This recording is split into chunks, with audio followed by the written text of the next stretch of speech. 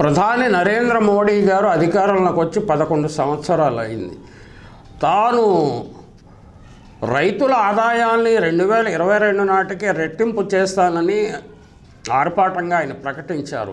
ఆయన అధికారంలోకి వచ్చి 11 సంవత్సరాలు అయింది. 2025 సంవత్సరం నడుస్తోంది ఇప్పుడు. అయినా రైతుల ఆదాయం రెట్టింపు కాలేదు.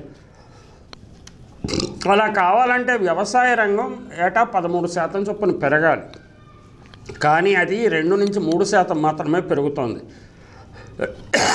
2025 వచ్చింది, అయినా రైతుల ఆదాయం రెట్టింపు కానే లేదు. 2026కి కాదు, 2027కి కాదు, 2028కి కాదు, 2029కి కూడా కాదు. ఆయన అలాగే చెప్తూనే ఉంటారు. ప్రతి రాజకీయ నాయుడు, ప్రతి రాజకీయ పార్టీ ఇదే పద్ధతిలో రైతులను మోసగిస్తూ ఉన్నారు.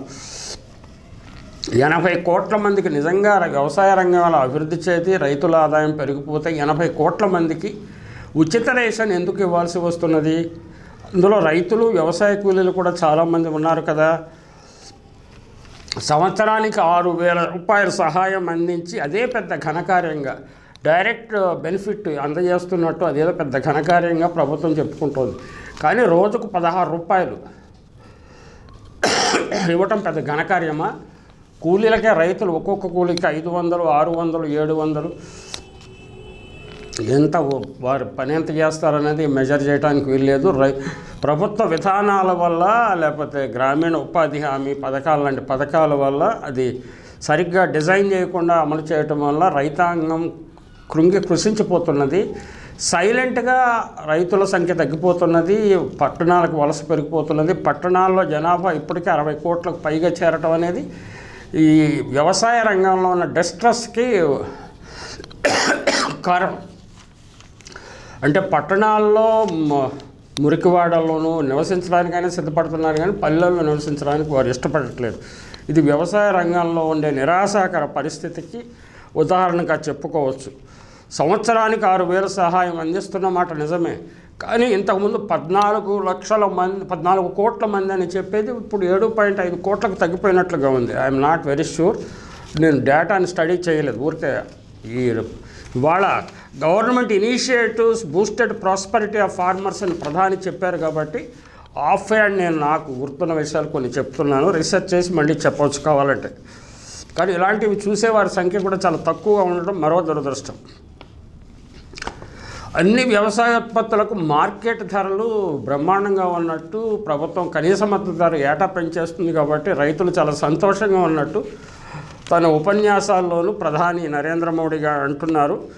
నిజానికి వ్యవసాయోత్పత్తులు అన్నిటి ధరలు చాలా భయంకరంగా ఉన్నాయి. నిమ్మకాయలు ధరలు కేజీకి 10 రూపాయలకు పడిపోయింది, 50 రూపాయల నుంచి 10 రూపాయలకు పడిపోయింది. అలాగే తాజాగా పామాయిల్ దిగుమతి సుంకాన్ని తగ్గించడం వల్ల 10% తగ్గించడం వల్ల రైతులకు టన్నుకు పామాయిల్ గెలలకు 20,000 వచ్చేది 17,500కి 2,500 తగ్గిపోయిందండి. సడన్లీ రైతులకు పామాయిల్ దిగుబడి ఎక్కువ వచ్చే సమయంలో ప్రభుత్వం ఈ కీలక నిర్ణయం తీసుకుంది. ఎవరి ప్రయోజనాలు ఆశించి తీసుకుందో మనం చెప్పలేము. ఇది పరిస్థితి అలా ఉంటే ప్రభుత్వం చాలా ఉదారంగా వ్యవహరిస్తున్నది. ఉదారంగా వ్యవహరిస్తే వేరుశనగ ధరలు పెరిగాయా, అపరాల ధరలు పెరిగాయా, పత్తి ధర పెరిగిందా, ధాన్యం ధరలు పెరిగాయా, గోధుమల ధరలు పెరిగాయా, ఎంఎస్పి 3-4 రాష్ట్రాల్లో అమలు చేస్తూ దేశమంతా అమలు చేస్తున్నట్లు మాయకబుర్లు ప్రభుత్వాలు చెబుతున్నాయి. అంటే ఇది బీజేపీ ఎన్డీఏ ప్రభుత్వం గతంలో కూడా చేశారు, కానీ యూపీఏ కొంచెం బెటర్గా చేసింది. రైతుల విషయంలో కొంచెం సానుభూతితో వ్యవహరించింది. అలాగే 2014లో వ్యవసాయోత్పత్తులు 1.94 లక్షల కోట్లు ఉంటే 2023-24 4.42 లక్షల కోట్లకు పెరిగిందని మోడీ గారు ఘనంగా చెప్పుకున్నారు. దీనివల్ల దళారీలు ప్రయోజనం పొందుతున్నారా, లేకపోతే రైతులు ప్రయోజనం పొందుతున్నారా? అంతర్జాతీయ మార్కెట్లో కంటే రైతులకు తక్కువ ధర నుంచి వ్యవసాయోత్పత్తులను సేకరించి వాటిని ఎగుమతి చేసి దళారీలు లబ్ధి పొంది ఉండవచ్చు. అందుకని రైతులకు మాత్రము రైతుల ఫామ్ గేట్ వద్ద, రైతుల పొలాల్లో కళ్ళాల్లో వచ్చే ధర మాత్రం అన్ని ధరలు తగ్గిపోయాయి. ఈ సంవత్సరం మరీ భయంకరంగా ఉంది పరిస్థితి. ఉల్లి ధర తగ్గిపోయింది, టమాటాల ధర తగ్గిపోయింది. దళారీలు మాత్రం లాభాలు పొందుతూనే ఉన్నారు. ఇక తాజాగా పామాయిల్ రైతులకు నరేంద్ర మోడీ ప్రభుత్వం ఖచ్చితంగా వెన్నుపోటు పడిచింది. దీనివల్ల ముఖ్యంగా ఆంధ్రప్రదేశ్ రైతులు, తెలంగాణలో కూడా ఖమ్మం జిల్లా వంటి రైతులు, ఆంధ్రప్రదేశ్లో గోదావరి, కృష్ణ ఈ తీరంలో ఉండే ఈ రైతులు దారుణంగా దెబ్బతిన్నారు. కూటమికి ఓటు వేసినందుకు, కూటమిని గెలిపించినందుకు మోడీ గారు గొప్ప బహుమతి ఇచ్చారని వాళ్ళే పరస్పరం అవహేళన చేసుకుంటున్నారు.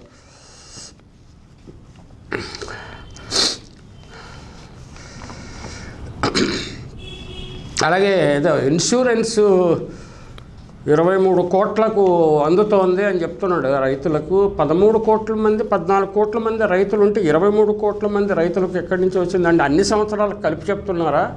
అంటే అటువంటి దాన్ని క్లారిటీ లేకుండా అలా వదులుతారనమాట. ప్రజలు ఎవరికి తెలిసిన అర్థం చేసుకుంటారు, రైతులు ఇవన్నీ కాంప్లెక్స్ సిట్యుయేషన్స్ అర్థం చేసుకోలేరు. వ్యవసాయ రుణాలు 7.3 లక్షల కోట్ల నుంచి 2013-14 27.5 లక్షల కోట్లకు 2024 పెరగడాన్ని చాలా సంతోషించాలి. అయితే అప్పులు తీసుకుని వ్యవసాయం చేయాల్సిన పరిస్థితి ఎందుకు రైతులకు ఉంది? ప్రధాని గారు చెప్పినట్లు బూస్టెడ్ ప్రాస్పరిటీ ఆఫ్ ఫార్మర్స్ అంటే మరి బూస్టింగ్ జరిగితే అప్పులు ఎందుకు చేస్తున్నారు? విపరీతంగా అప్పులు ఎందుకు చేస్తున్నారు? రుణమాఫీ చేయాలని ఎందుకు ఒత్తిళ్లు చేస్తున్నారు? ఇదంతా కొంచెం లోతుగా ఆలోచించుకోవాలి. రైతులు ఎవరికి వాళ్ళే ఆలోచించుకోవాలి. దీన్ని ఎప్పుడు విమర్శించడం సరే, కానీ అసలు అందులో ప్రభుత్వం చెప్పేది, ముఖ్యంగా ప్రధాని నరేంద్ర మోడీ గారు అందరినీ కన్విన్స్ చేసే విధంగా చెప్పే అంశాలను చాలా జాగ్రత్తగా ఆలోచించాలి. ఆయన ఏమంటున్నాడో చూడండి. In the last 11 years of his tenure have increased the prosperity of farmers and ensured an overall transformation of the farm sector, and promised that his government efforts towards farmer welfare will continue with greater vigor and in times to come. ఇంకా ఎక్కువ చేసేస్తాను అంటే రైతుల ఆదాయం 2022 నాటికి రెట్టింపు చేస్తానని ఇప్పుడు 2027 నాటికో 28 నాటికో 3 రెట్లు చేస్తానని చెప్తారా ఏంటో? మరి ఏం గ్రేటెస్ట్ ఫిగర్ వల్ల దేనికి రైతులకు ఏం ప్రయోజనం కలుగుతుంది? ఏమన్నా కలుగుతుందా? కలిగితే చాలా మంచిదే. టమాటాని 5 రూపాయలకి 10 రూపాయలకి కిలో అమ్ముకోవడం, నిమ్మకాయ కేజీ 10 రూపాయలకి అమ్ముకోవడం, పామాయిల్ గల ధరలు తగ్గించడం, వేరుశనగ ధర, పత్తి ధర అన్నీ పడిపోవటము, అపరాల ధరలు పడిపోవటము. అంటే ప్రచార ఆర్భాటం ద్వారా రైతులను ఫూల్ చేస్తున్నారా, లేకపోతే నిజంగా రైతులకు ప్రయోజనం కల్పిస్తున్నారా? The country food producer not only receiving fair prices for their crops are also experiencing the rise in their income. అంటే నోషనల్ ఇన్కమ్ పెరుగుతుందేమో, దానికి ఏం రియల్ వాల్యూ ఏం లేదండి. ధరలు అవి ఏ విపరీతంగా పెరిగినాయి, వాళ్ళు ఏది కొన్నా విపరీతంగా పెరిగింది. నిజానికి ఆ నోషనల్ వాల్యూ కూడా పెరగట్లేదు. అన్ని చాలా ఉత్పత్తుల ధరలు డిప్రెస్డ్గా ఉన్నాయి మార్కెట్లో. అలాగే సాయిల్ హెల్త్ ఇరిగేషన్ మీద ప్రభుత్వం చాలా చర్యలు తీసుకుంటుందంటండి. సాయిల్ హెల్త్ ఇరిగేషన్ మీద ఆంధ్రప్రదేశ్కు జీవనాడి వంటి పోలవరంలో ఏమైనా ముందు పురోగతి ఉందా, లేకపోతే తెలంగాణకు కల్పతరు వంటి కాళేశ్వరం ఏమైనా ముందుకెళ్ళిందా? ఆ 2 ప్రాజెక్టుల్లో జరిగిన లోపాలను, తప్పిదాలను ఎవరు కారణమో తేల్చి వారు ఇంజనీర్లైనా, టెక్నీషియన్స్ అయినా, మంత్రులైనా, ముఖ్యమంత్రులైనా నిలదీసి ఎందుకు బోన్లో నిలబెట్టరు అనే ప్రశ్న కూడా తలెత్తుంది. ఏంటంటే కేంద్ర ప్రభుత్వం చెప్తుంది ఇరిగేషన్ అండ్ సాయిల్ హెల్త్. ఇది నాకు 76వ సంవత్సరము, నేను 50 సంవత్సరాల పైగా వింటూనే ఉన్నాను. Soil health, soil health, soil health.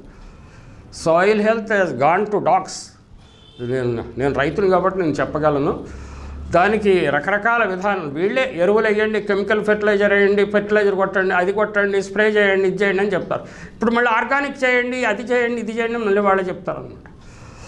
ఈ సాయిల్ హెల్త్ ఇలా అధ్వానం కావడానికి కారణము ప్రభుత్వ విధానాలు. ఏదో ఇంటెన్సివ్ కల్టివేషను, లేకపోతే ఏదో సాంద్ర వ్యవసాయం అంటారు కదా, చేయటము, ఎక్కువ ఉత్పత్తి కావాలన్న దశలోనేమో అది ప్రోత్సహించారు. రైతులు అలవాటు పడి చేస్తున్నారు, కానీ వాళ్ళకి మిగిలేది మాత్రం ఏమి ఉండట్లేదు. అందువల్ల రైతులు ఒక్కొక్కళ్ళు తమ సంతానాన్ని విదేశాలకు పంపడం, పట్టణాలకు తరలించడం, వ్యవసాయాన్ని వదిలేసుకుని వేరే మార్గానికి పోతున్నారు. అంటే వ్యవసాయం అనేది ఒక ఎసెట్ కాబట్టి, పొలం అనేది ఒక ఎసెట్ కాబట్టి ఎసెట్ని కార్పొరేట్ చేయాలనే ఉద్దేశంతో ఒక పద్ధతి ప్రకారమే ఎన్డీఏ ప్రభుత్వంలో చేస్తుందన్న అభిప్రాయం కూడా ప్రజల్లో బాగా పతుకుపోతున్నది. ఇది బీజేపీ భవిష్యత్తుకు ప్రమాదం. అంటే ఏది ఏమైనా బీజేపీని రైతు మిత్రుడుగా రైతులు చూడట్లేదు. అది మనకి ఫార్ములాస్ గురించి అవగాహన ఉంది, అలాగే ఎంఎస్పికి చట్టబద్ధత కల్పించడం మీద అవగాహన ఉన్నది. ఆయన దళేవాళ్ళని రైతు ఉద్యమ నాయకుడిని ఏ విధంగా పీడించారు, ఎన్ని నెలలు, అలాగే సరిహద్దుల్లో ఉద్యమాలు చేసినప్పుడు పంజాబ్ హర్యానా సరిహద్దుల్లో ఎంతమంది చనిపోయారు, ఇవన్నీ ప్రజల మనసుల్లో వెనకపడవచ్చు కానీ, మెమరీస్లో వెనకపడవచ్చు కానీ అసలు గుర్తు లేకుండా పోవు. అందువల్ల మోడీ గారు తాను మాట్లాడేటప్పుడు, అది ప్రజలను ఉద్దేశించి మాట్లాడేటప్పటికెప్పుడు కానీ వాడు స్పీచ్ రైటర్ చాలా రాస్తుంటారు. ఆయన చెప్పే మాటలు నిజమా కాదా అనేది ప్రజలు బేరీజు వేసుకునే శక్తికులు కొంతమందికైనా ఉన్నాయి. ఆ విషయాన్ని గమనించాలి.